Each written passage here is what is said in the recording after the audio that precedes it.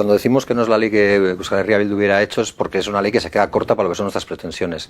Eso no significa que no valoremos elementos de avance en algo que se ha llamado ley de vivienda, pero sobre todo es una ley que tiene que ver con las políticas de alquiler, porque las competencias estatales exclusivas, por ser ley básica, tienen que ver con el arrendamiento de alquileres, con la ley de arrendamientos urbanos, la LAU.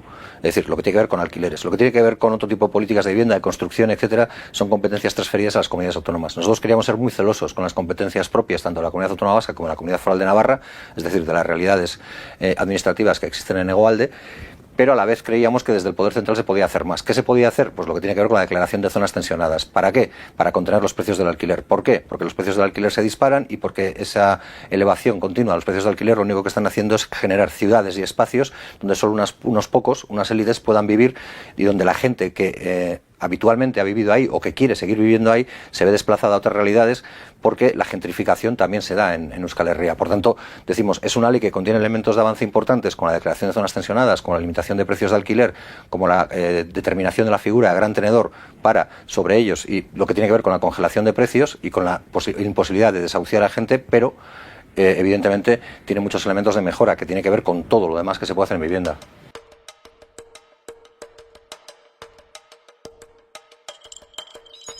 Lo que no puedo hacer es una evaluación positiva es de la capacidad que han tenido las administraciones y no han querido emplear para utilizar todas las herramientas que esta ley les daba. Es decir, esta ley, como sabía que transitaba por terrenos donde hay competencias exclusivas de las comunidades autónomas, lo que hace es habilitar y facultar. ¿Para qué? ¿O para evitar qué? Para evitar aquello que estaba pasando antes, y es que cualquier particular, ante una iniciativa de una administración local o autonómica, ya fuera vasca, navarra o de cualquier realidad local de Nafarroa o de la CAP, lo que hacía cualquier particular que veía lesionados sus derechos era recurrir a las instancias judiciales superiores hasta llegar al Supremo, invocando el derecho a la propiedad como un derecho que estaba siendo vulnerado. Para evitar eso, lo que hacemos con la ley es habilitar a las comunidades autónomas para que puedan hacerlo porque prevalece el derecho a la vivienda sobre el derecho a la propiedad privada.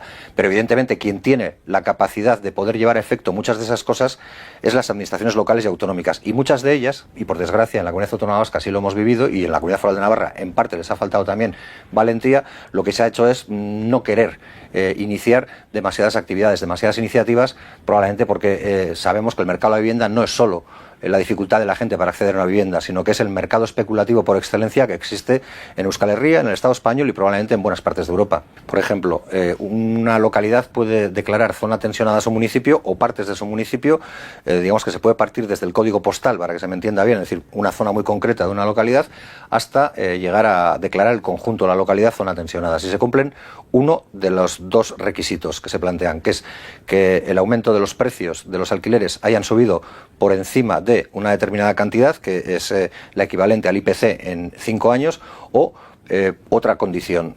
Cualquiera de esas dos condiciones, la otra condición es que los precios también estén desbocados y que no exista demanda o no exista capacidad de acceso a la vivienda. Cuando no se dan esas circunstancias, un ayuntamiento puede declarar zona tensionada. Digamos que la Administración Central lo único que hace es tasar que efectivamente uno de los dos requisitos se cumple para poder declarar zona tensionada, y a partir de ahí es el ayuntamiento el que puede hacerlo.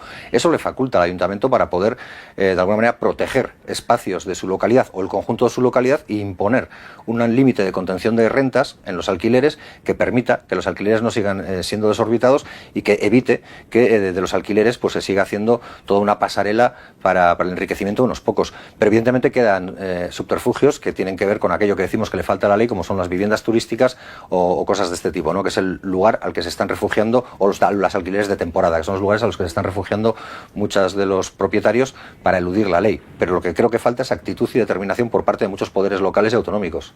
Yo creo que no es una opción de vida porque lo deseemos nosotros, sino porque se impone la realidad. Hace 30 años a la mayoría de la gente le decían que nos olvidáramos, o nos decían cuando teníamos la edad de incorporarnos al mercado laboral, nos decían que nos olvidáramos de la estabilidad laboral de nuestros padres, que nuestro itinerario laboral y vital, en la medida que se acompaña al laboral, iba a tener que ver con un continuo salto y progresión, o si no progresión, continuo salto de mercado de trabajo o de puesto de trabajo en puesto de trabajo. Si eso es así, no parece muy razonable que te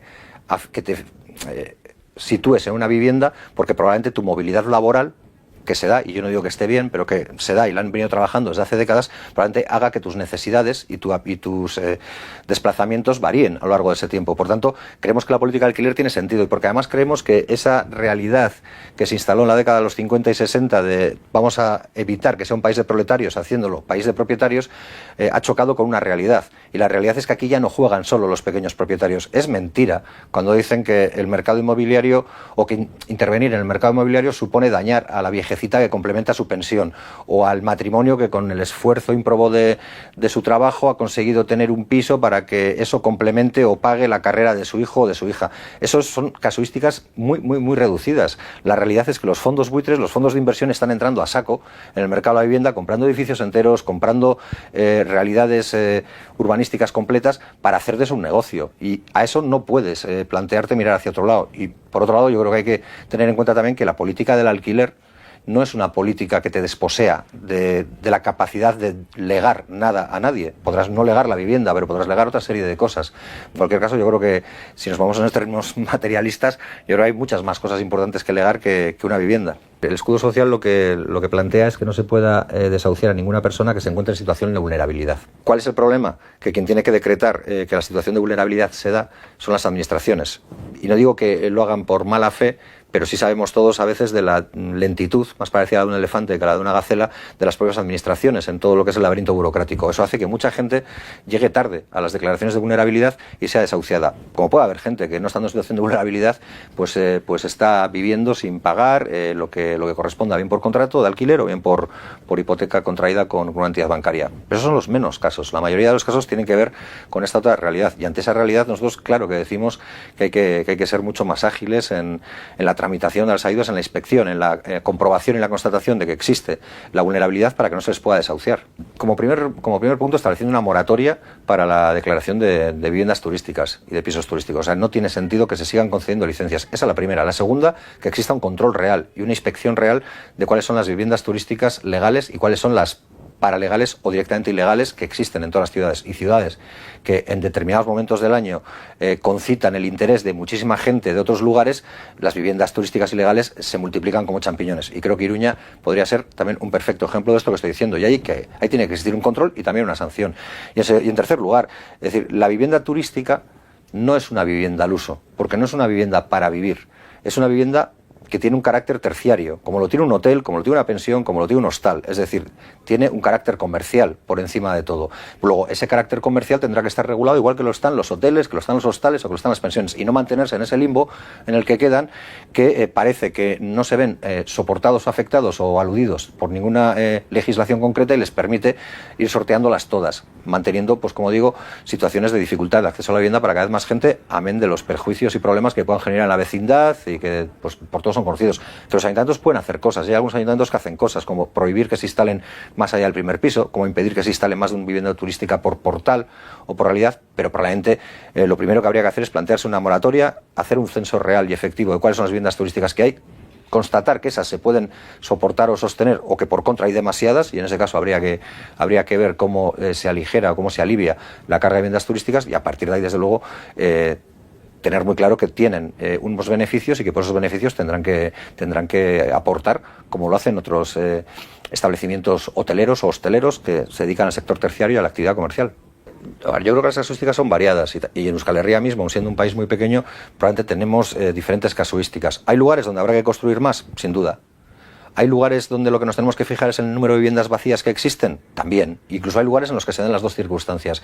Es decir, no es normal que haya tanto volumen de vivienda vacía en nuestras ciudades y en nuestros pueblos. Tampoco es normal que obliguemos a construir vivienda en aquellos lugares donde con la vivienda vacía se podría resolver ese problema. Por ejemplo, en Azpeitia lo han hecho de manera bastante inteligente, diciendo vamos a pasar del recargo del IBI del 150%, que es algo que probablemente pueda asumir mucha gente, para seguir manteniendo su vivienda vacía, esperando que llegue el momento en el que le dé más réditos o beneficios una hipotética venta o un supuesto alquiler, y vamos a pasar directamente al canon, que es por cada año que tengas la vivienda cerrada, yo te voy a cobrar una cantidad fija por cada metro cuadrado, de 10 euros o de 15 euros, que además se va a ir incrementando un 10% cada año que la mantengas cerrada, hasta que de alguna manera tenga un carácter disuasorio, porque ahí no se busca recaudar más dinero, sino que se busca que para la persona que tendría que pagar por digamos, el capricho o la voluntad de mantener su vivienda vacía, el coste sea tan alto que decida ponerla a disposición de los poderes públicos o directamente intermediando él en el mercado, poniendo la vivienda en alquiler o procediendo a venderla, pero intentando también aliviar el número de viviendas vacías que se dan en nuestras poblaciones.